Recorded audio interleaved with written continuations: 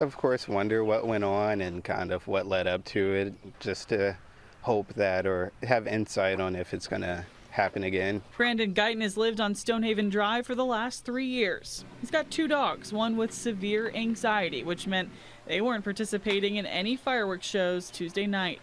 But in between those aerial explosions, gunshots were ringing out just a few houses down. Looked out and I saw a cop blocking the street and figured something must have went on. Didn't know till this morning that it was actually a shooting out there, so that kind of sucks. Yeah, that was pretty surprising.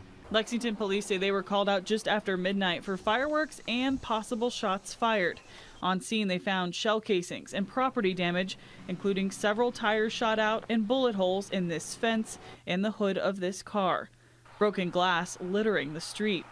Around the same time, 2 adult males and 1 juvenile male showed up at the hospital with non-life-threatening gunshot wounds. Most of our street is like pretty aged. A lot of my neighbors are a lot older, so it's once again contributed to it being quiet, but kind of things are starting to change over here, it seems like. So Brandon tells me it's growing increasingly concerning for the safety of him and his family. yeah, there's definitely some worry because moved over here for it to be pretty safe and quiet, and when it is right outside your home, start to rethink your decisions.